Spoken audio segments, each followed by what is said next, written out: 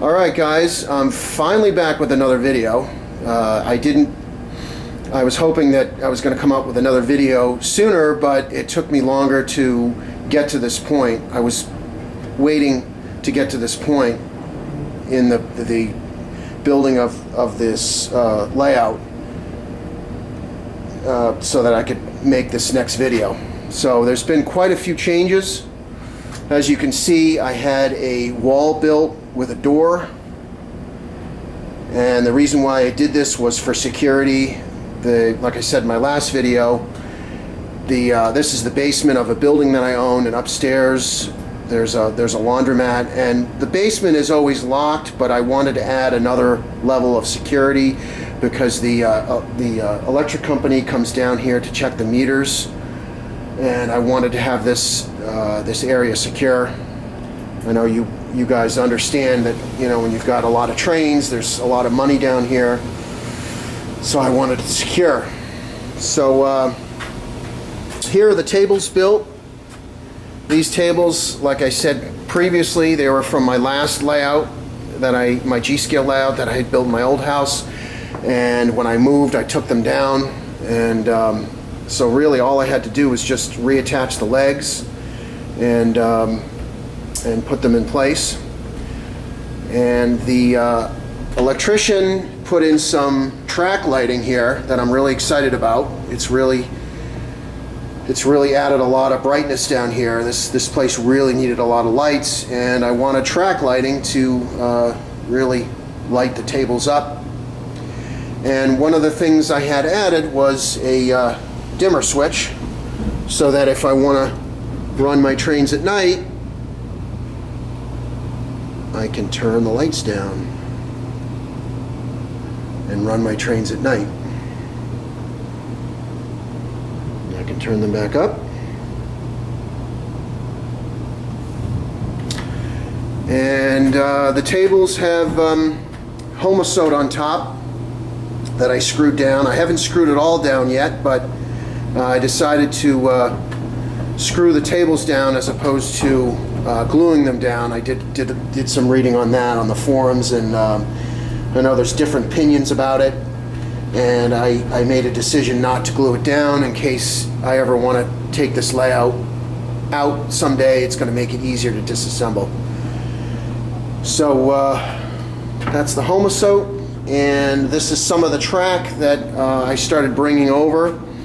I decided to go with fast track. I know a lot of people like to use Atlas and Ross track, and I know Ross and Atlas track is a little bit is more realistic looking than fast track, but I've heard some things that the fast track, the switches are a little bit more reliable, and the connections are run pretty well. So I decided to go with fast track, and to kind of, I know fast track is not that realistic. It's better than the tubular, but it's still not realistic enough. So what I decided to do was I decided to weather the track. I'm not going to go into detail in this video on the weathering. I think my next video is I'm going to talk about in more detail how I weathered the track, and I'm pretty happy with the results so far.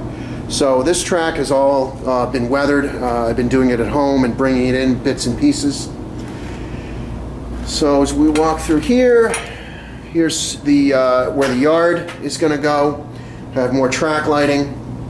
I'm eventually going to be adding a 4-foot by 4-foot table way down there on the end to make it a 12-foot by 4-foot long table. And I'm going to have I'm going to build some kind of a single track bridge here that's going to go across and come over to here. And let's see, so I went and bought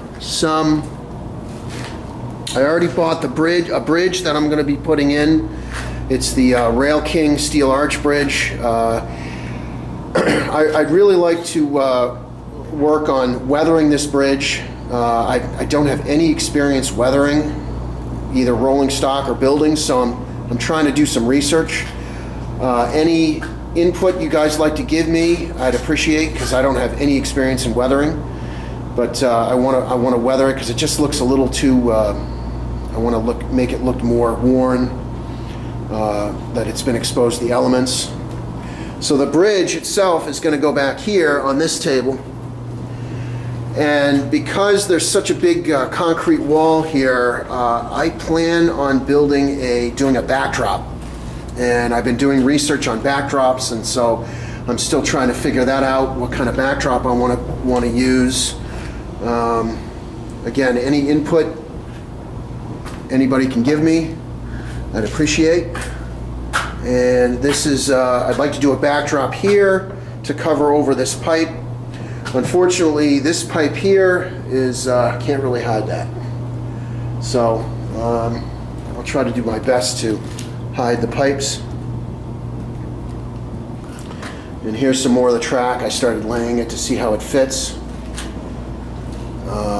Over here, there's a hatch. I just haven't cut the homosote yet. There's a hatch underneath the table that I'm gonna cut the homosote to make so the hatch can drop down to gain access in the middle of the table. So here are the tables.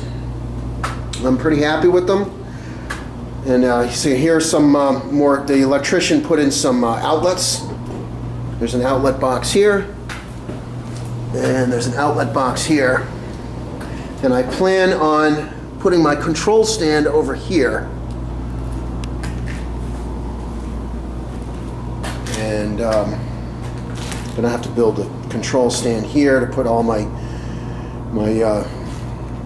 legacy and system and my transformers on the stand. So my next, where I go from here is I'm going to continue weathering the track. That's going to take a while because there's going to be a lot of track, and I got to work on making coming up with a backdrop. And those are two things that I'd like to do sooner than later. I'd like to put the backdrop up before I start putting the track down. And then as I weather the track, I'm going to slowly put the track down and put it all together and do like a preliminary setup to see how it's all going to fit together. And then what I'm going to do eventually is once the track is down, I'm going to mark it out. I'm going to pull it all up, and then I'm going to paint the homosote to add like a base color for the scenery. So hopefully I'll be able to come up with more videos as things progress. Things are going to get more exciting now as I start putting down the track. So stay tuned for my next video on weathering, fast track, and we'll catch you guys later. Thanks.